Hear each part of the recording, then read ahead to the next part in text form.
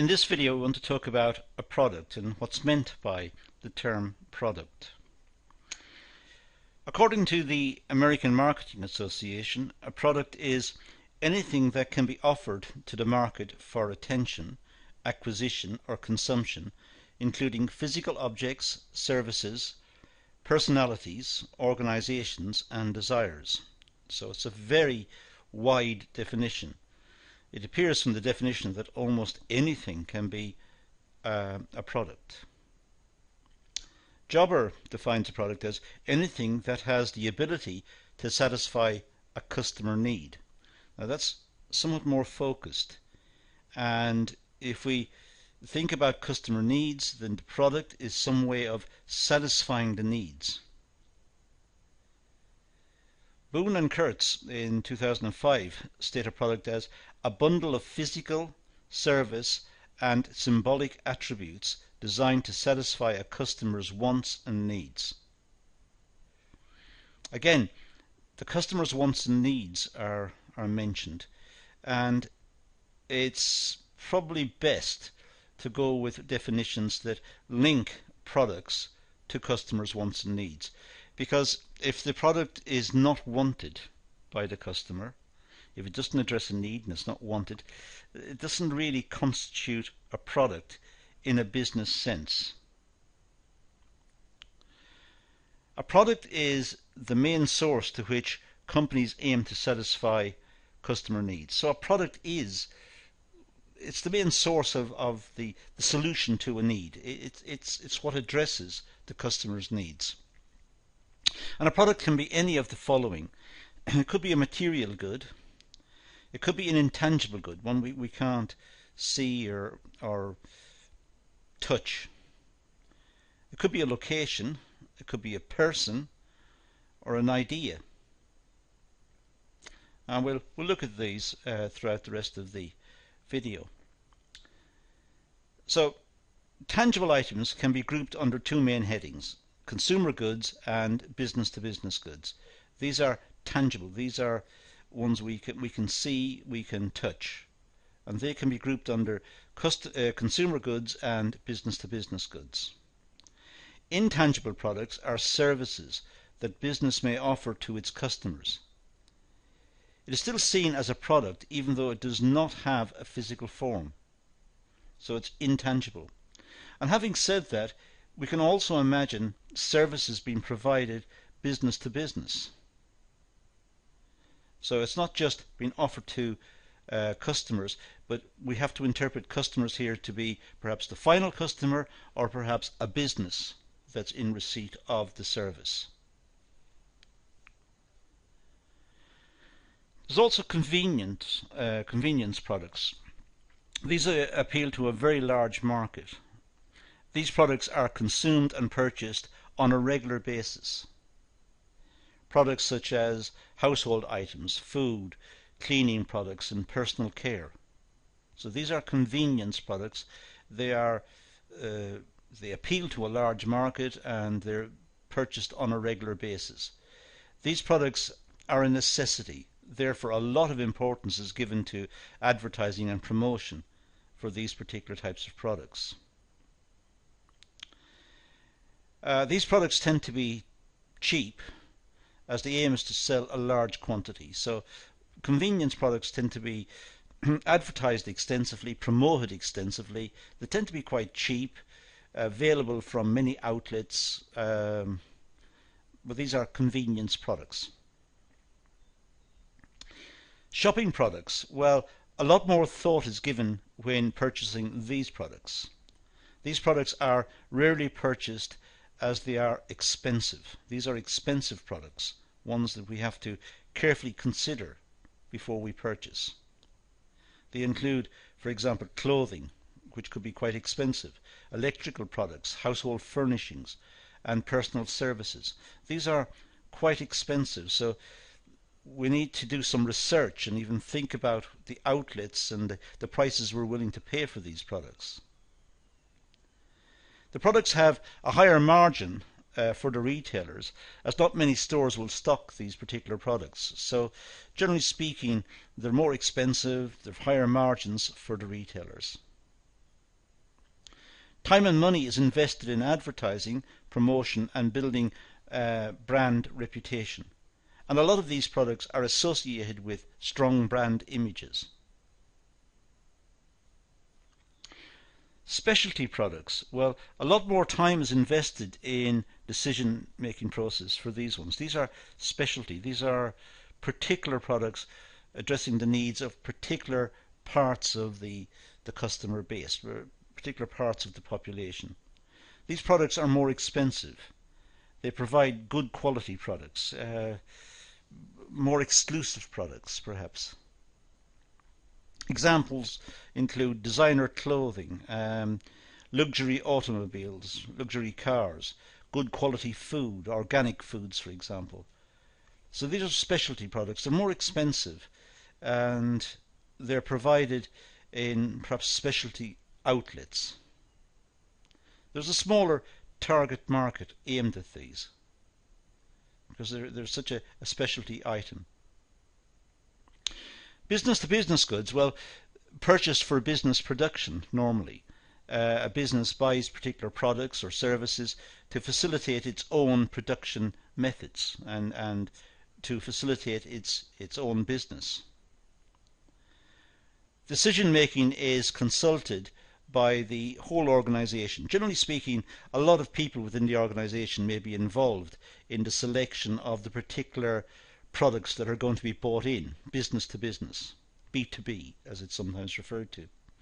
So here perhaps whole departments will be consulted and they'll have meetings about the appropriate products to purchase.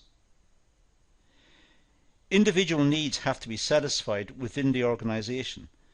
So particular operators or particular managers may have particular requirements, and these will have to be satisfied because presumably those requirements are in place for a purpose. Perhaps based on experience of using the product in the past, they have a loyalty to the product, they know the quality of the product, or they might know of some issues associated with the product from previous purchases.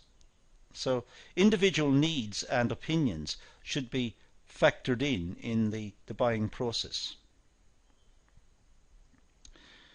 Raw materials, for example, these are basic materials needed to produce the final product.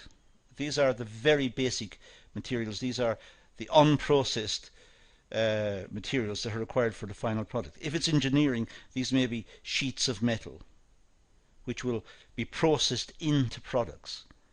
If it's a clothing business, these may be rolls of cloth which will eventually be cut into garments which will be sold to the public.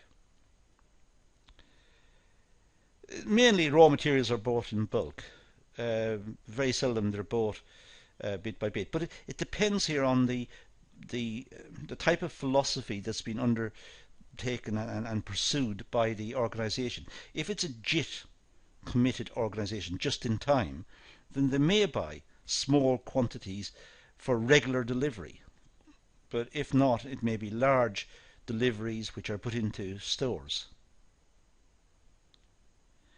Raw materials can include just about anything: iron ore, chemicals, bricks, steel, cloth, medical provisions, come right across the board. Major equipment, well, machines and tools purchased for production purposes tend to be major items of equipment.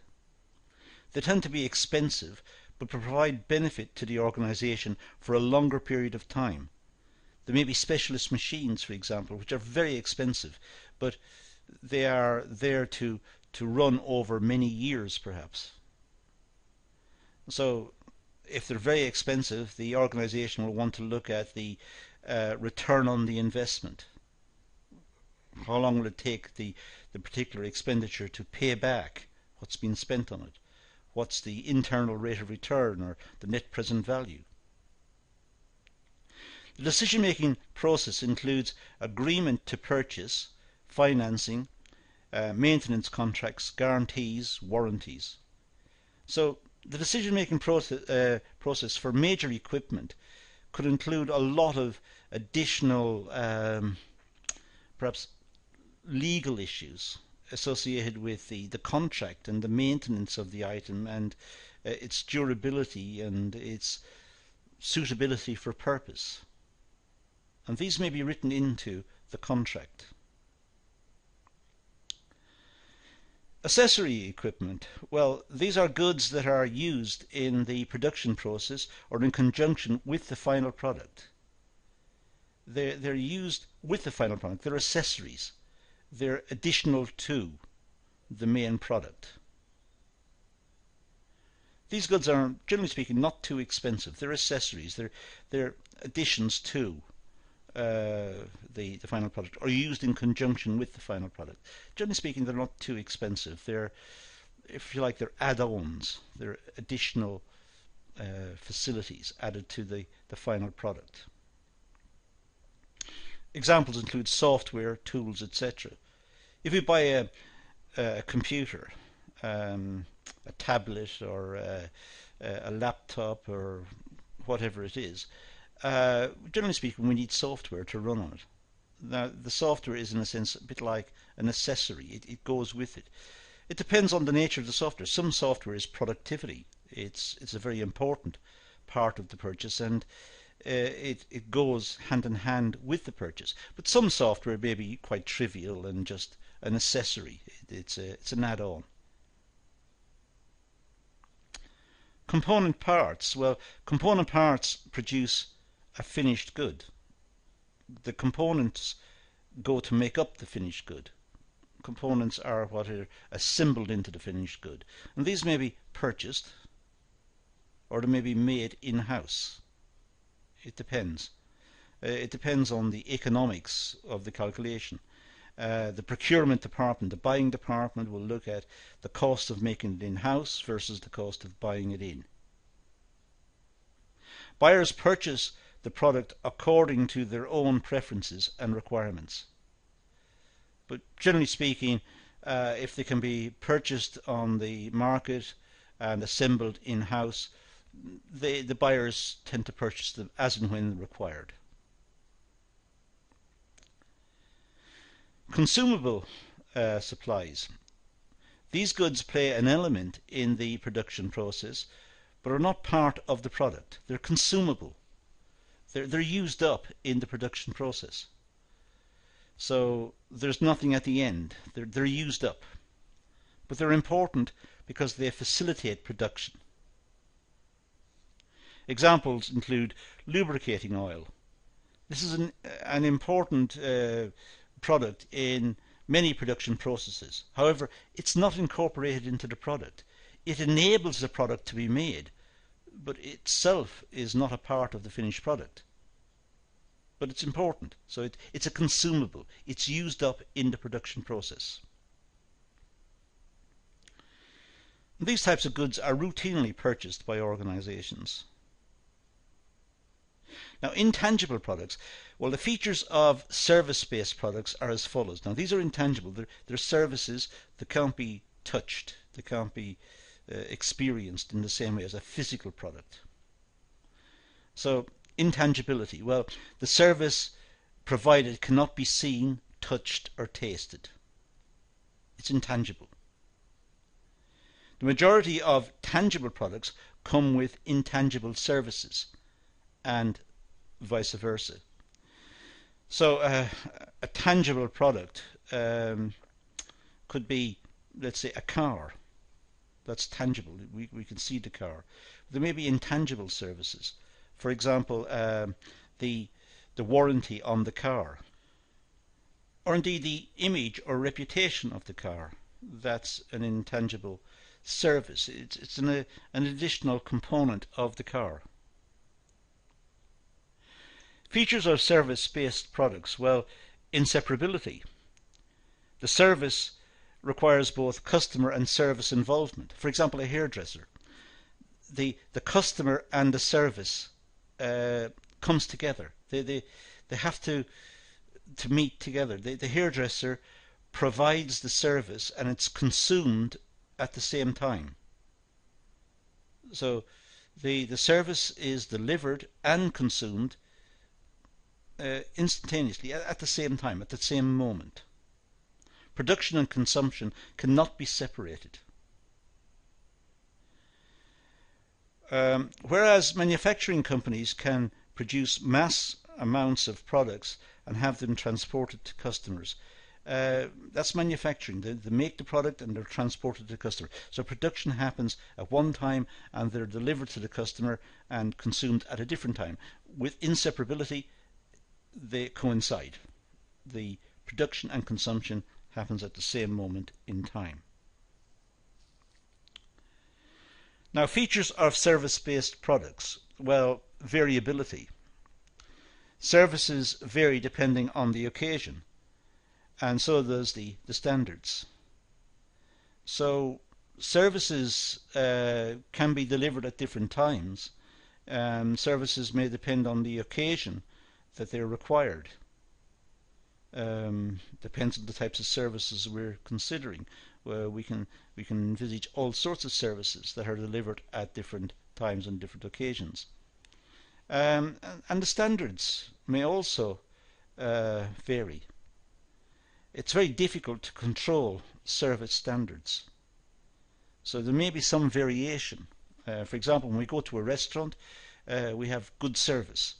But the next time we go, it's perhaps not so good. It wasn't as good as the previous time. It may vary. Therefore, it's hard to distinguish between standards of services provided. It's difficult to work out a standard and apply that standard every time in the context of services. It does vary from time to time. Features of service-based products. Well, perishability. The downside to services is the fact that they cannot be stocked like tangible products. A service has to be consumed at the time it's produced. It can't be stored. Tangible products can be bought and kept and used in the future. Services have to be consumed at the instant they're purchased. We go for a haircut, we go to the hairdresser for a haircut. The service will be provided, and in a sense we consume the service at that moment. We can't buy the haircut and have it delivered later. It happens simultaneously. It happens all at once. If the service offer has not been purchased, then the service disappears. So we have to purchase the service and then we receive it. It happens at the time. We consume it at the time it is delivered. And that's what we need to talk about in the context of a product. So these are different types of products. It's important to be aware of them and to be able to distinguish them one from the other, and also look at their attributes and understand the differences between them on that front. That's all we're going to deal with here, so let's leave it at that and say thank you for watching.